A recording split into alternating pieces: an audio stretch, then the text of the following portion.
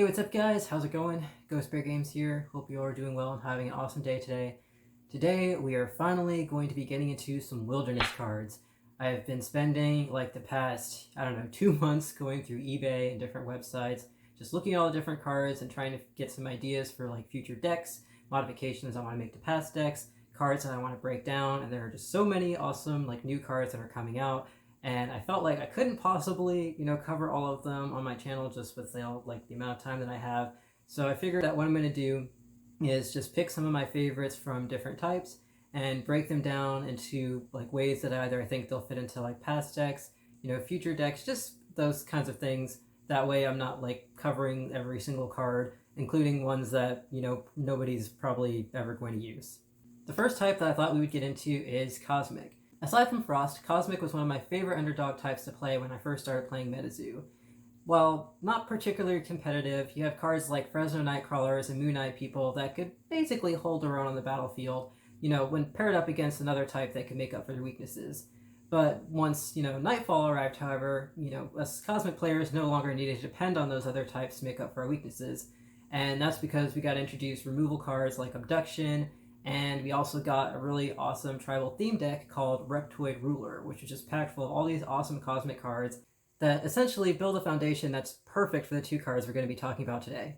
Now, if you're unfamiliar with the Reptoid Ruler theme deck, like I was saying before, it came out in Nightfall, and of course it featured Cosmic Beasties, and it's based around technically Tribal Warcry, which is a spell card that when you attach it to a beastie, it gains plus 10 on its attacks and plus 10 on its life points for every other beastie in the same tribe on the battlefield.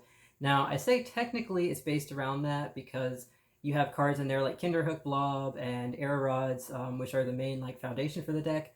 But it's called Reptoid Ruler because Reptoid Ruler is the name of the card that is like the main, I guess, character that is on like the cover of the box.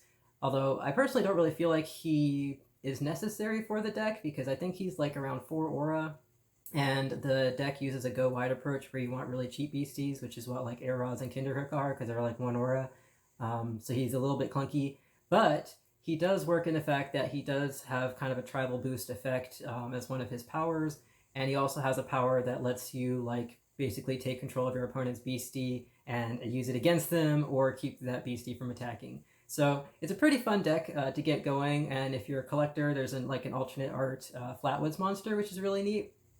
But I've always, whenever I've been playing it, as much fun as it is, to go crazy and, see how many beasties you can put on the battlefield, I just kind of felt like it was missing something, it was missing something to give it a little bit of a competitive edge, but it was just right there, just right at the cusp of being competitive.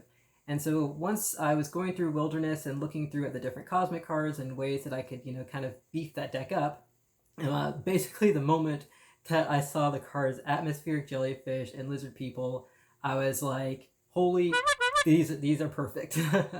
And we're going to get into why that is right now. First up is my personal favorite of the duo, Atmospheric Jellyfish. For just 1 Cosmic Aura, you can contract this gorgeous flying beastie to the battlefield. Now, the fact that it's a 1 aura flying beastie with 40 life points is already pretty strong for Cosmic Go Wide, as the flying trait will keep them from being dealt damage from non-flying beasties, and if taking on a flyer, those 40 life points should keep your opponent somewhat busy. But that's not what makes this card as dangerous as its real-life aquatic counterpart. Its real strength and purpose in this deck lies in its contract effect, which reads, if this beastie is the second beastie you've contracted this turn, generate 2 Cosmic Aura. Now, given Cosmic's new Go Wide strategy, which uses the spell card Tribal Warcry, this ability is extremely beneficial, as it'll allow you to summon 1 to 2 more beasties in the same turn for free.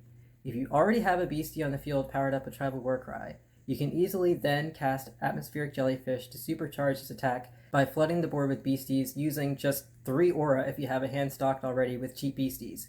If you don't have any on hand, however, this next beastie should be able to help you out. Only costing 1 more Cosmic Aura than Atmospheric Jellyfish, Lizard People also comes packing one hell of a contract effect. The ability to search for any beastie alien in your deck and add it to your hand with no other restrictions attached to it is just the extra edge that Cosmic needed. What makes this ability especially beneficial is the fact that it's attached to a beastie. See, typically the ability to search for a card is reserved for spells, which have to be discarded at the end of your turn.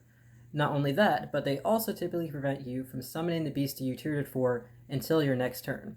However, that's not the case with lizard people. Contracting this beastie will not only automatically power up any of your beastie aliens on the field using Tribal Warcry, it'll also allow you to search for another beastie alien that you can then summon in the same turn to add even more additional attack damage. And if that contract effect wasn't crazy enough, he, or I guess I should say they, since there's multiple lizard people, have 50 life points to give them more staying power on the battlefield, and an attack that gives you a nice advantage when determining future plays. I don't know about you guys, but I know for sure that lizard people and atmospheric jellyfish are two BCs that will definitely be getting thrown in all of my cosmic decks. Alright, so now that we finished going over both of those cards, what do you guys think? Do you agree with my opinions? Do you think that, atmospheric jellyfish and lizard people have what it takes to take cosmic up to that competitive edge? I feel like we're so close, with having abduction and of course, these cards that were introduced in the Reptoid Ruler deck, but we're just not quite there yet. So I don't know, maybe these two cards will get us there. Are there some cards maybe that I'm overlooking in Wilderness that you think have more potential than what I've mentioned today? Feel free to let me know either in a comment below on here, or feel free to hit me up on Instagram. I'll drop a link to the description below, so you can just feel free to DM me on there. I'm always down to talk like deck techs or about speculating on new cards that are coming out or ideas that I think will work. In my next video, I will probably be covering, I'm thinking either Frost or Spirit type cards that I'm interested in. I haven't fully decided just yet, so if you are leaning for a particular way, feel free to also drop a comment below on that, or also on Instagram. And if there's another type that you would much rather me prefer to look into, also let me know there as well. Aside from doing YouTube videos, I also do deck tech articles and also just articles talking about cards and combinations and things like that are published through Channel Fireball. I'll post a link in the description below to my profile so you can check those out.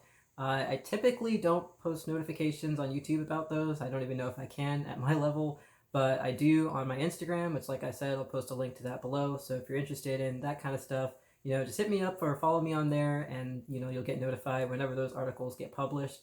And speaking of Channel Fireball, if you want to pick up any of the cards that I talked about today, or any of my articles, or any of my past videos, I am sponsored through them. It's no extra cost to you. Basically, whenever you use my promo code GHOSTBEAR at checkout, I get a little portion of that sale, and that's it. Like I said, no extra cost. It's just a little kind of token of appreciation, that helps me, making videos and writing articles and all that good stuff. So anyway, that's basically going to wrap it up for this video. I really appreciate you guys for watching. Any of the likes, comments, subs, all that good stuff. Like I said, any suggestions, opinions that you have, I would love to hear it. And until then, I will see you in my next video. All right, take care.